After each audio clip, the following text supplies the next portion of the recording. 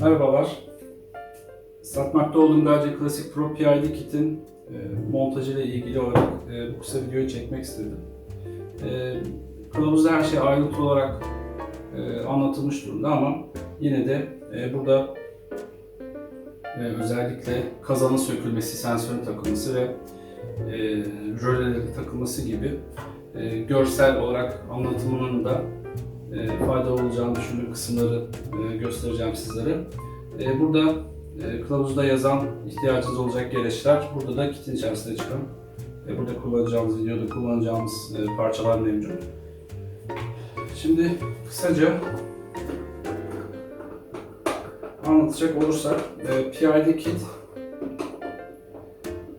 kazanın açma ve kapama kontrolü, yani ısıtma kontrolünü termostattan alarak beraberinde bizim birazdan montajını yapacağımız sensörü kullanarak, sıcaklık bilgisini sensör üzerinden alarak kazanın açma kapama kontrolünü devralıyor ve bir derecede sabit kalmasını sağlıyor. Şimdi bu işlemi yapacağız. Kapağın çıkarılması, gördüğünüz iki vidayı kolaylıkla çıkarıyoruz. Sonrasında bu iki kablo çok kapağı çıkarırken çok zorlamamak lazım. Üzerindeki tırnaklara basarak çıkartabilirsiniz. Tırnaklara basmadan zorlayacak olursanız sıkıntı olabilir. O yüzden tırnaklara basarak çekip kolaylıkla kapağı kenara koyuyoruz. Şimdi bir sonraki adımda kazanın çıkarılması. Burada şimdi sensör takarken, termostatı çıkarıp sensörü takarken iki yol var. Biri kazanı çıkarmadan yapmak. Eğer eliniz buradan kolaylıkla yetişiyorsa ki yani bayağı küçük elli olmanız lazım. Kazanı çıkarmanıza gerek yok. Ama ben burada zor olan kısmı veya zor olduğu düşünülen kısmı bu videoda göstermek istiyorum.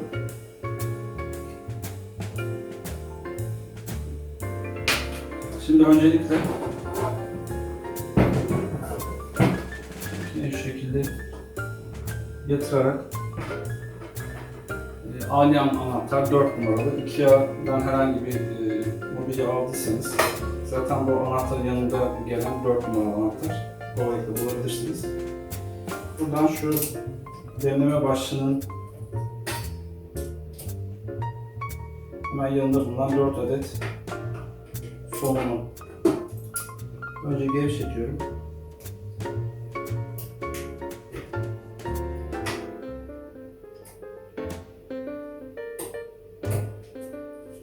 Sonrasında bu tarafa kullanarak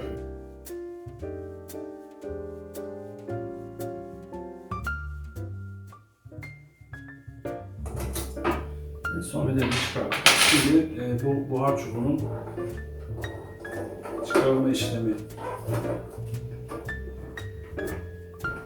Bunun için 17 numaralı anahtarı kullanıyor olacağız. 17 numaralı anahtarla çubuğun sonunu söktükten sonra çubuk serbest kalacak. Bu şekilde çevirerek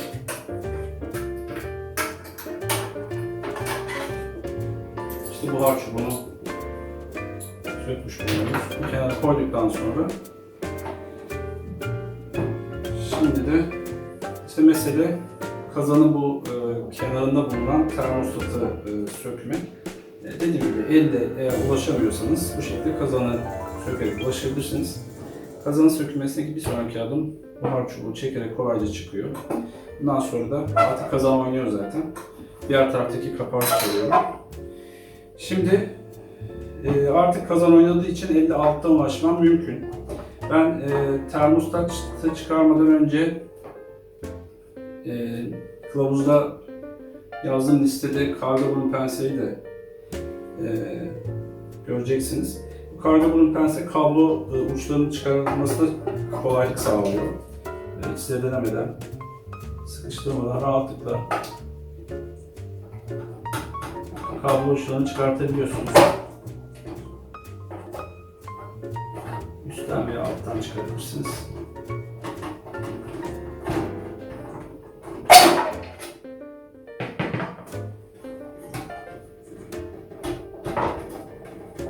kablo uçları daha sonraki adımlarda da bize lazım olacaklar.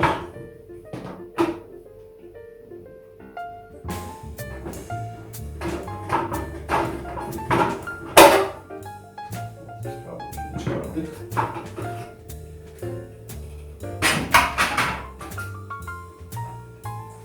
Şimdi artık termostatımız serbest durumda. Termostatı elimizle çıkartabiliriz veya çıkmıyorsa termostat çok sıkı takılı olmuyor.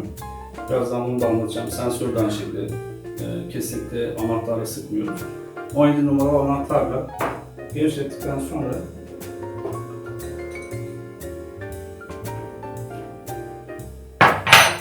eli rahatlıkla çevirerek çıkartıyoruz. Ben burada alttan ulaşarak yapıyorum bu işlemi.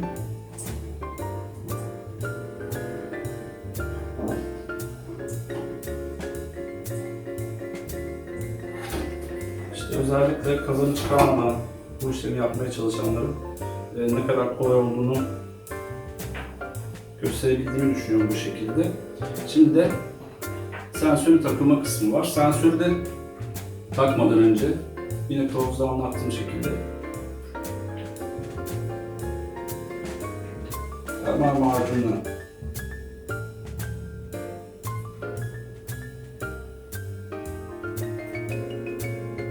şu şekilde metal kısmı görünmeyecek şekilde vuruyorum. Termal macunun fazlasının bir zararı yok ama böyle diş macunu gibi de sıkmamak lazım tabii. Şimdi termostatı çıkardığımız yere bu sensörün takılma işlemi var.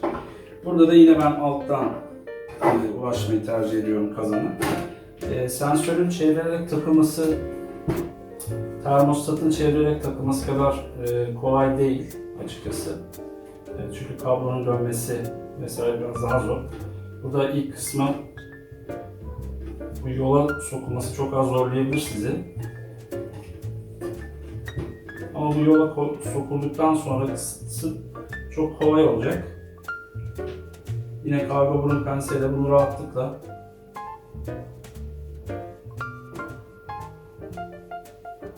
yerine takabilirsiniz.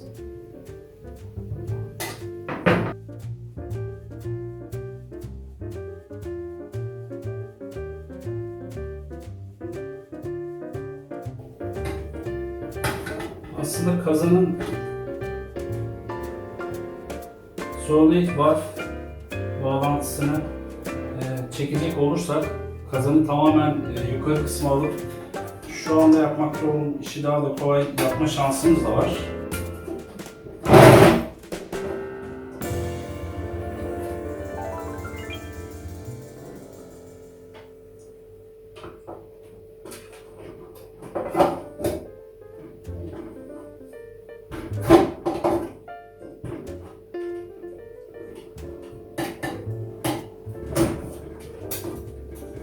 Veya işte şu şekilde çevirdiğimizde işte en kolayı bu. Sensör takmak için kazanı yukarı çevirmekte eğer zorlanırsanız burada yapacak bir şey daha var. Bu şeffaf plastik boru ve içindeki metal parçadan oluşan termal sigorta dediğimiz bu parçayı buradaki vidasını gevşeterek serbest bıraktığınızda kazan kablolardan kurtulacak ve yukarı çevirmesi çok daha kolay olacaktır. Burada dikkat etmemiz gereken tek nokta geri takarken bu termal sigortanın şurada gördüğünüz tam metal parçadan buraya tutunmuş olduğundan emin olmamız lazım. Yani bu kenardaki yerlere denk gelmeyecek şu tutma parçası tam şu ortadaki sert metali kilitlediğinden emin olmamız gerekiyor. Yani bunu yaparsanız işlem çok daha kolay olacak. Bunun elle takılması çok önemli. Sıkılığı el sıkılığında olmalı. Daha fazla yani anahtarla vesaire sıkmamamız gerekiyor kesinlikle. Çünkü termal macunun aksi takdirde görevini yapamaz. Evet, elle sıktım ama böyle kabloyu oynattığımda da bunu kesinlikle bir yerden oynamıyor, dönmüyor olması lazım. Yani o kadar da serbest olmamalı.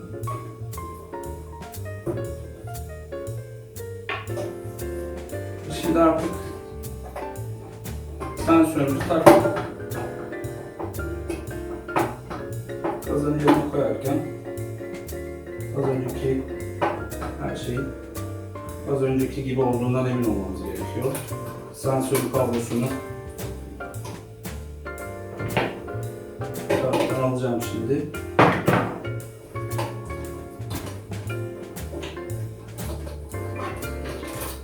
Evet. Şimdi tekrar takılma işlemimiz var.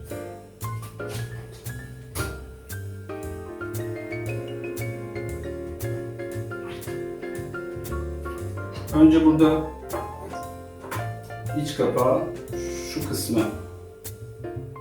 içe gelecek şekilde takıyorum. Sonrasında da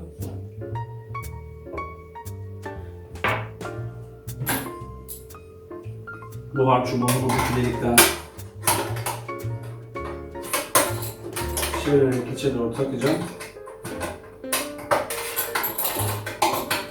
Sonunu şöyle çok az çevireceğim.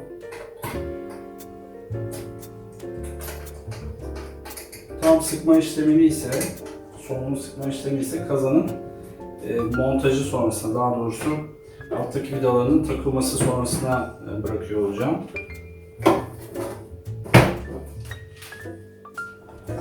Kazanımız şu şekilde. Kazanın vidalarını buradan görerek takabiliyoruz. Kolaylıkla.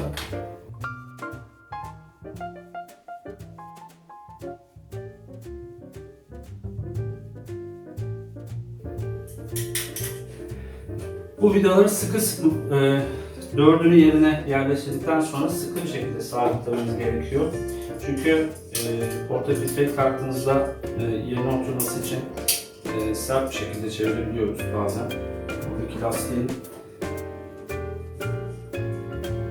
çünkü yani üründen ürüne değişebilir, sıkılır. Portafiltreyi mesela benim kullandığım makinede bayağı güçle yerine oturtmak gerekiyor. Yani bu gibi bir durumda kaymaması için portafiltre başlığını burada sıkı bir şekilde sabitleyeceğiz ama tabii ki bütün gücümüzü, çoğumuzun kullanmasına gerek yok. Şimdi burada kazanı güçlü bir şekilde sabitledim. Burada buhar çubuğunun sabitlenmesi kısmı var. Şurada düğmesini de takalım. Şimdi bu sabitlenmesinde kullanacağımız güç önemli. Alt taraftan buhar çubuğunu tutuyorum. Şimdi alt taraftan tutarak burada sonunu sabitleyeceğiz. Burada da kesinlikle bütün gücümüzü kullanmamamız lazım. Gerçekten durduğunu hissettiğimiz noktada daha fazla zorlamamız, contaya zarar vermemize sebep olabilir. Ancak çok serbest bırakırsak da, yani çok fazla gevşek kalırsa da buhar çubuğunda sızıntı olabilir. Yani bu ikisinin arasını nasıl bulacağız? Aşağı yukarı işte çıkardığımızda ne kadar zorladıysak takarken de o kadar zorlayacağız. Buna dikkat etmemiz lazım. Sızıntı vesaire olmadıktan sonra çok da daha fazla sıkmak doğru değil. Şimdi işte işin bu kısmını hallettik, sensörü taktık. Aslında zor olarak görünen, zor olarak tahmin edilen kısmını hallettik. Şimdi kablo bağlantıları vesaire kısmı zaten kılavuzda her şey detaylı anlatılır. Ben bir de rölelerin nasıl termal macunla bulanacağını göstermek istiyorum. Ve nereye takılacağını. Bir tane örnek olarak röleye termal macunla uygulayacağım. Burada basit bir çay kaşığı kullanarak yapabilirsiniz bunu. İki beraberinde giren termal macunu kullanacağız.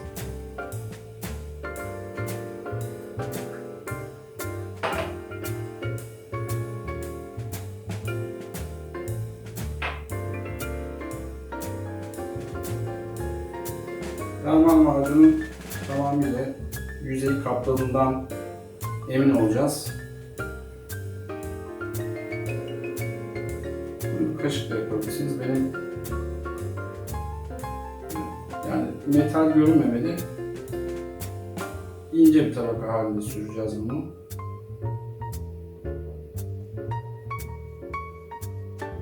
Şu şekilde macunlamamız yeterli olacak. Bu ikisini macunladıktan sonra da kitin beraberinde gelen somunları kullanarak birini sağa, birini sola, bana göre olan tarafından bahsediyorum. Birini sağa takacağız. Şuradan dördüncü çubuğun alt kısmına gelecek somunu. Birincisi ikincinin üst kısmını. Zaten böyle oturttuğunuzda onu anlayacaksınız. Şuradaki vidadan da somun ve vidayı kullanarak orayı sabitleyeceğiz. Önce tabi bağlantıların yapılması gerekiyor vesaire. Bunlar zaten kılavuzda detaylıca anlatılmış durumda. Ben işin detay kısmını kılavuzda bulabilirsiniz diyerek burada videoyu sonlandıracağım. Evet, ben kablo bağlantılarını yaptım rölenin. Şimdi öncelikle sadece demleme kiti alanlar, yani basit kit alanlar tek bir röle takıyor olacaklar. O da bu tarafa. Ben şu anda takmakta olduğum tarafa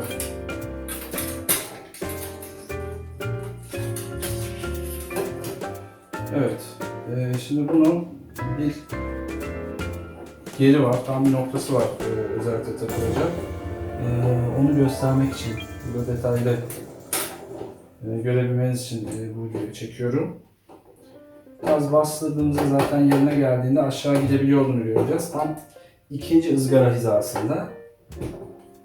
Aşağı gittiği anda da işte buraya taktım. Şu an termal macun etkisiyle yapıştı da zaten. Buradan hemen vidasını sokuyorum. Şimdi diğer taraftan da somununu takacağım. Bu somunu takarken de burası da önemli. Biraz termal macun bulaştı. Burada somunun termal macundan olması gerek yok.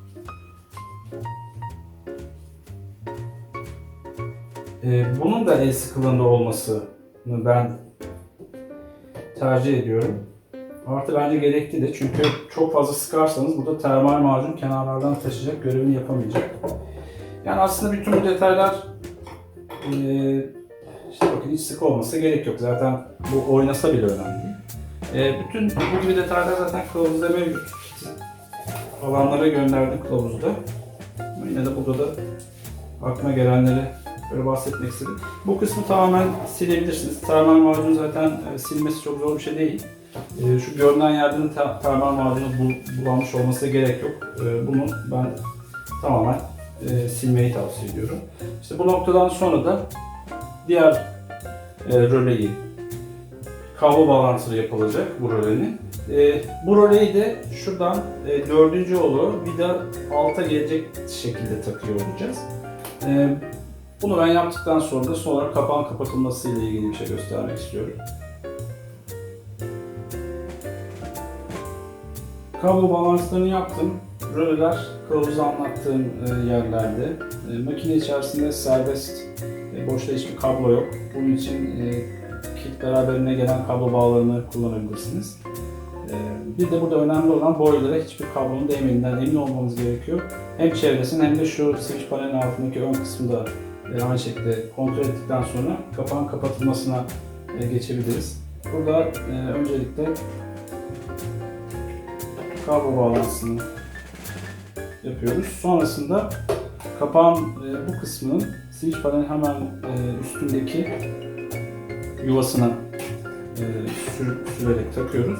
Sonrasında da elimizi böyle su yoluna doğru tutuyoruz. Kapağı büküyoruz içe doğru ve oradaki yuvasını arıyoruz. İşte bu şekilde yuvasını bulduktan sonra da kolaylıkla kapatabilirsiniz.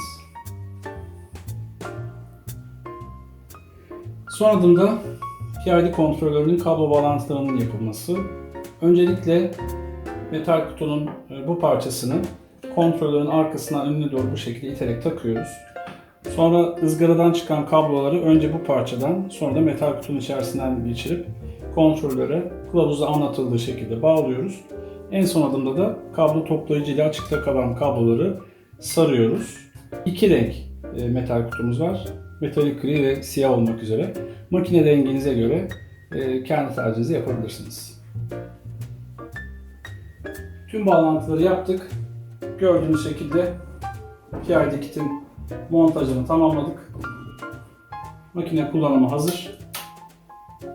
Kitin beraberinde gelen çift taraflı bantla üniteyi istediğimiz yere sabitlememiz mümkün. Bu videoda makinesini model olarak kullanmama izin veren Denizhan Bey'e teşekkür ediyorum. Umarım montajla ilgili soru işaretlerinizi giderebilmişimdir. Yine de sorularınız olursa yorumlar kısmından bırakabilir veya bana forumdan ulaşabilirsiniz. Videoyu izlediğiniz için teşekkür ederim.